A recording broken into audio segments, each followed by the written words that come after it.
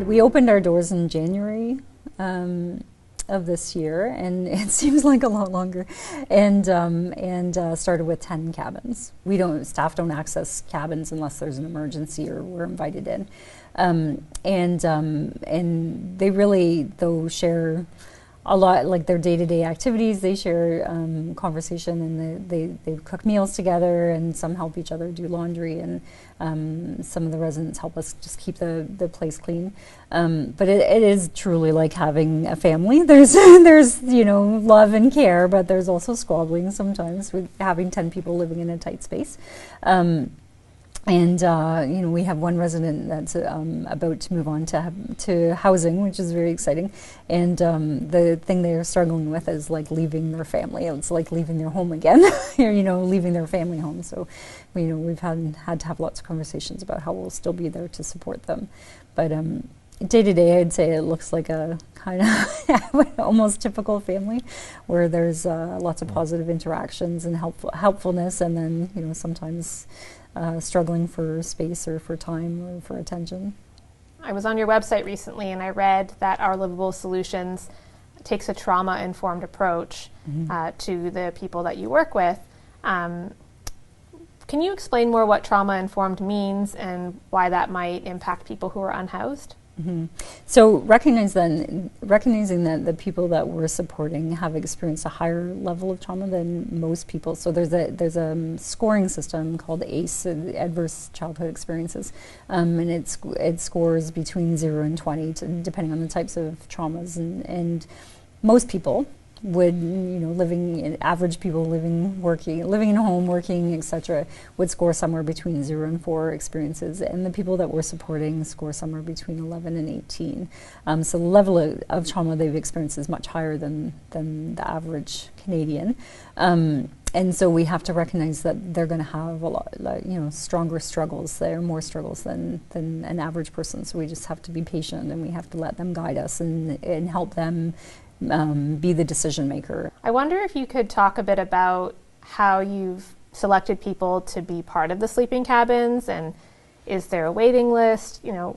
What's some of the context there about people's interest in participating? Mm-hmm.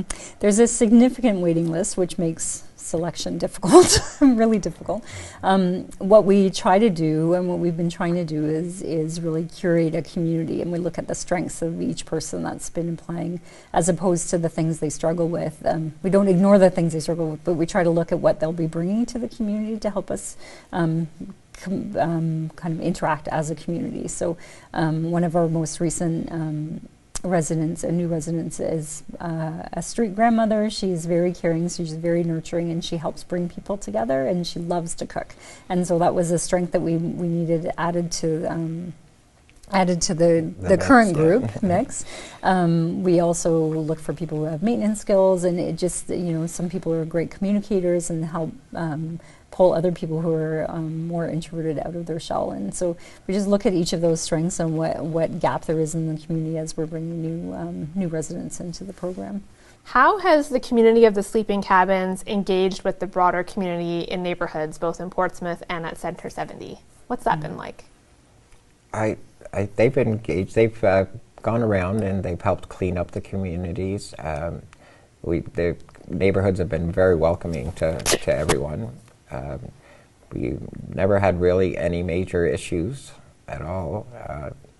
It's been more of a positive than negative for sure. And so I understand it wasn't always that way, though, and that maybe when the proposal to have the sleeping cabins in Portsmouth did raise some community concern.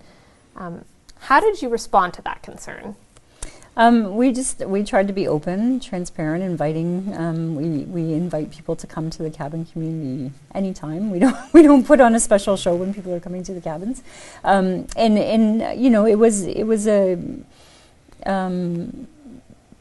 a balance of trying to move the project forward so that people could get into the cold, and being able to provide appropriate communication and engagement from the neighborhood. So we've done a lot of learning with the City of Kingston about how to communicate with neighborhoods as we're moving into different areas. We try to offer, every Thursday we offer an Ask Me Anything session. Next week we'll have one just talking about what it's like to work in the cabin community. So Mark and another staff will be there on Zoom to just discuss what employment looks like with the cabin community. So we try to have as many conversations as possible and encourage the residents when they're comfortable to speak with people in the community. And I think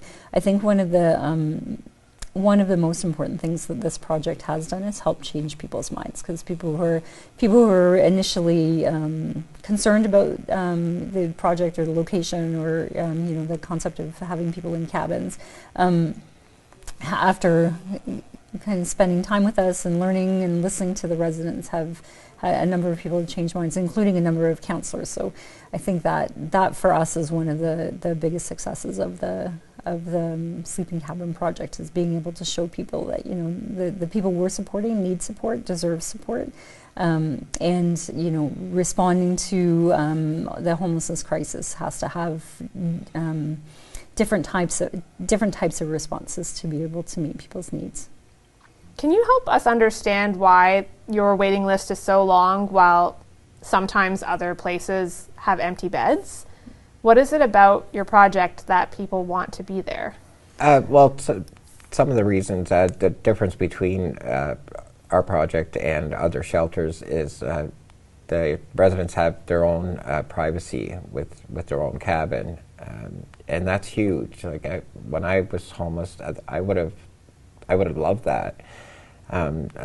Always having people around you, it was hard to keep your belongings, and you're always looking over your shoulder. It was hard to sleep, but having four walls around you and your own privacy and a locked door is huge.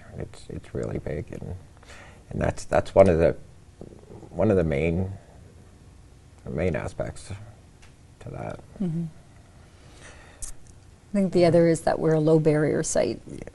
And the only low barrier transition housing right now, I think there's some coming in the works, but which enables people to move into a safe, warm place without having to also try to become suddenly sober, which is really difficult to do without support. So this way they can move into housing, have a roof over their head, and then start working on the reasons that they might be using substances and start working towards a decrease in their usage.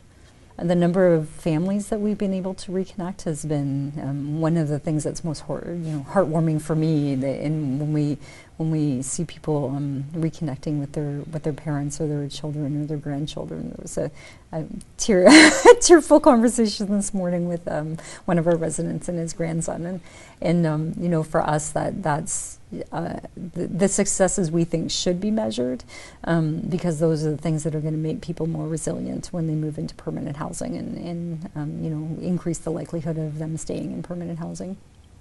For me, the most important thing that we can do to just support the people who are struggling most is to give them a smile and have a conversation with them and remember that they're people. They were somebody's child at one point. They could be somebody's parent, sibling. They're a person. Remember that they're a person and treat them that way.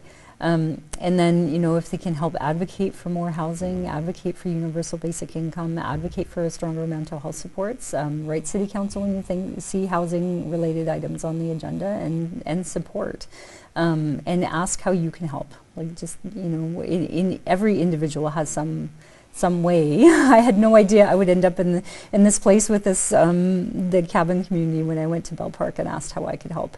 But it doesn't mean taking on bigger projects like that. But there's always something that somebody can do and lend their talents, whatever vocation they have, lend their talents towards helping people exit homelessness.